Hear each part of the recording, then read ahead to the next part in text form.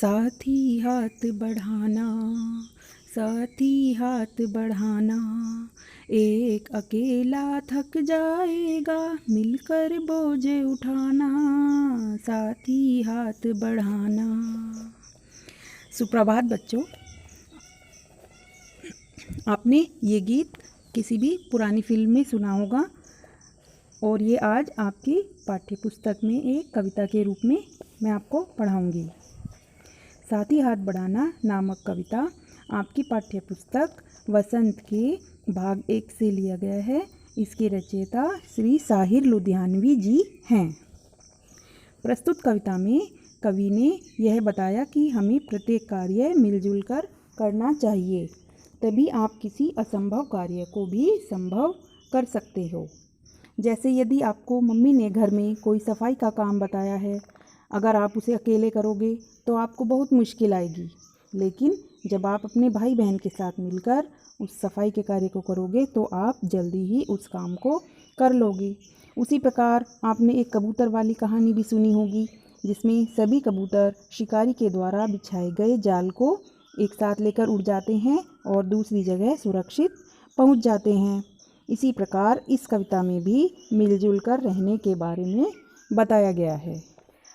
व्याख्या। साथी हाथ बढ़ाना, एक अकेला थक जाएगा मिलकर बोझ उठाना, साथी हाथ बढ़ाना। कवि ने इस कविता में बताया है कि हमें एक साथ मिलकर कार्य करना चाहिए। एक साथ मिलकर कार्य करने से हम किसी भी कार्य को सरलता से कर लेते हैं और थकते भी नहीं हैं। हम मेहनत वालों ने जब भी मिलकर कदम बढ़ाया, सागर ने रास्ता छोड़ा, पर्वत ने शीश झुकाया। कवि यहाँ पर कह रहे हैं कि जब भी मेहनत करने वाले एक साथ मिलकर कार्य करते हैं तो वे किसी भी कठिन कार्य को सरलता से कर लेते हैं और सागर भी उनके लिए रास्ता छोड़ देते हैं और पर्वत शीश झुका लेते हैं। यहाँ पर ये आपको केवल समझाने के लिए बताया गया है, क्योंकि सागर कभी ना तो रास्ता छोड़ता और ना ही पर्वत शीश झुकाता। लेकिन आपको एक उदाहरण के माध्यम से ये समझाया गया है कि जब आप किसी कार्य को करने का बीड़ा उठा लेते हैं तो आपके लिए सभी मार्ग सरल हो जाते हैं। मतलब कि आपके काम में इतनी शक्ति होती है कि आप किसी को भी झुका सकते हो। फौलादी हैं सीने अपने, फौलादी हैं बाहें, हम चाहें तो चट्टानों में पैदा कर दे राहें। कवि यहाँ पर कह रहे हैं कि जो मेहनत करने वाले होते हैं उनके सीने और बाहें फौलाद के होते हैं। यहाँ फौलाद के सच में नहीं होते, ये केवल आपको एक समझाने के लिए बताया गया है कि आपके जो कार्य करने की इच्छा शक्ति है वो फौलाद के समान होती है। यानी कि आपकी इच्छा शक्ति को कोई तोड़ नहीं सकता जब आप किसी कार्य को करने की ठान लेते हैं। और आपके अंदर इतनी इच्छा शक्ति होती है कि आप चट्टानों में भी रास्ते बना सकते हैं। मेहनत अपने लेख की रेखा, मेहनत से क्या डरना, कल गैरों की खातिर की आज अपनी खातिर करना। कवि यहाँ पर कह रहे हैं कि जो मेहनत है वो अपने भाग्य की रेखा होती है तथा हमें उससे नहीं डरना चाहिए। ये कहा भी गया है कि hard work is the key of success. और अपना दुख भी एक है साथी, अपना सुख भी एक, अपनी मंजिल सच की मंजिल, अपना रास्ता नेक। कवि यहाँ पर कह रहे हैं कि हमें सुख दुख में अपने साथी का साथ नहीं छोड़ना चाहिए।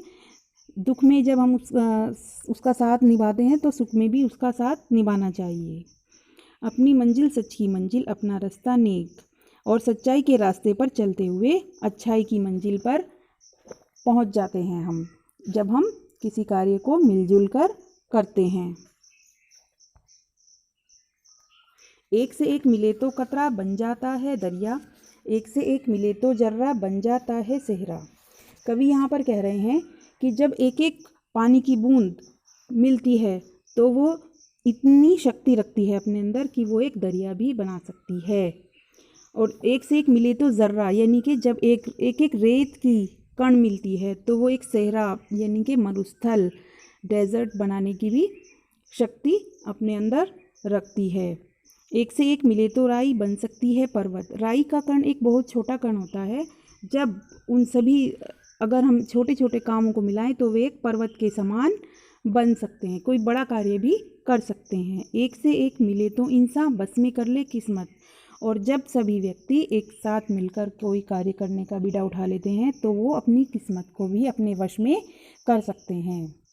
जैसे भारतीयों ने, जब हमारा देश गुलाम था, तब सभी भारतीय ने मिलकर एक साथ अंग्रेज़ों के खिलाफ आवाज़ उठाई और उनको यहाँ से खदेड़ने में वो सफल हो गए।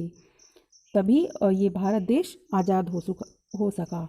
इसी प्रकार आगे भी हमें अपने देश के लिए एक साथ मिलकर कार्य करने चाहिए। धन्यवाद।